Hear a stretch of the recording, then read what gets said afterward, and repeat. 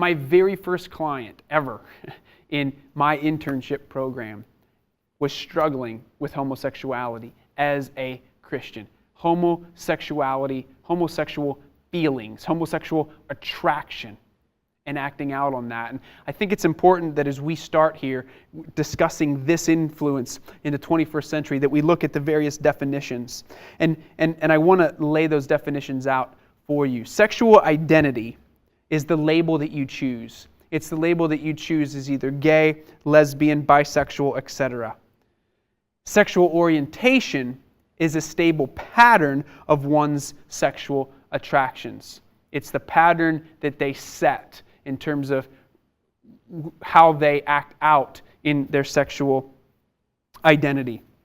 Sexual attraction, you can have an attraction but not identify and act on that attraction. So sexual attraction, sexual identity, sexual orientation are all different terms, and I want to make sure that they're clear on the front end as we get into this. When clients present with sexual identity questions or concerns, it's imperative that their motivation for treatment be assessed, primarily through a clinical interview. Some individuals may have been coerced into therapy by their parents or spouses, and other goals may be unrealistic.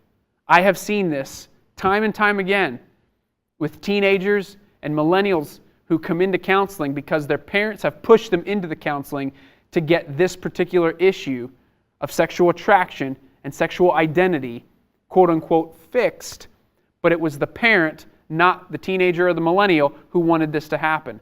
We've got to make sure we assess on the front end the motivation of the therapy in order to be effective in our counseling. Assessment of motivation will often guide treatment, and it will also give direction to possible points of psychoeducation that would assist clients on making informed decisions about their therapy. If you have a belief that against homosexuality, that somebody should be acting out on homosexuality because of what you believe the Bible says about it, then and you are going to have issues counseling that client, it is your ethic to refer that client away so that there is a positive outcome, more likely a positive outcome for that client in the future. The various approaches to sexual orientation therapy. Historically, there have been two types of approaches. That would be the attempts to change orientation. This is called reorientation or conversion therapy, to convert somebody. And then the other one is steps to affirm a gay identity or gay affirmative treatment. Mental health professionals are now trending toward a third model, which is more client-centered and avoids a predefined treatment goal. Okay? And I think this is important for us to understand.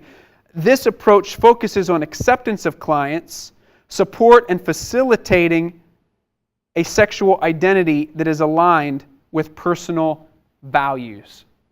As a Christian, we go back to the whole idea of value mirroring.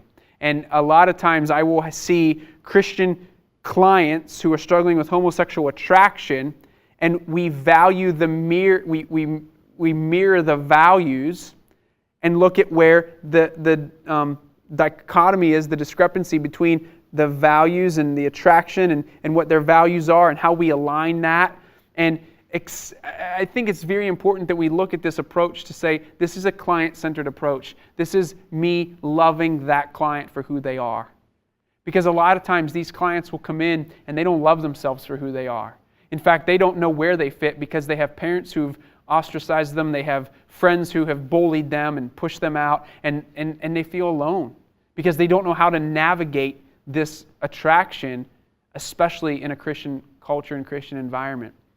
And so for you to lovingly accept who they are and allow them to walk through this is very important, I believe, as a Christian counselor.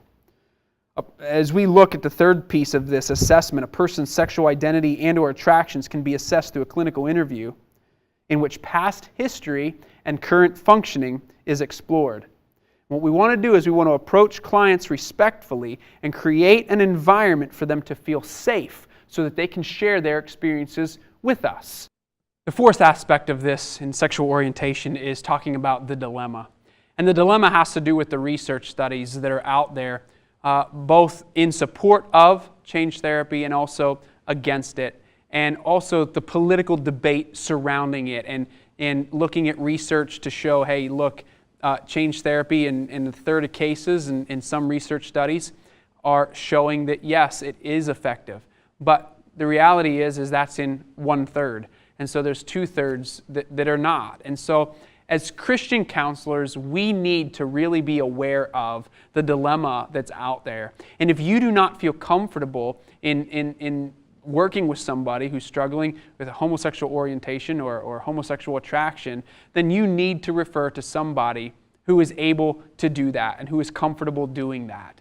Because we owe it to the client to be able to help them in their struggles and in the way that they live their life. We owe it to them to give them the best care possible. And so make sure that you are navigating that dilemma with supervision very carefully.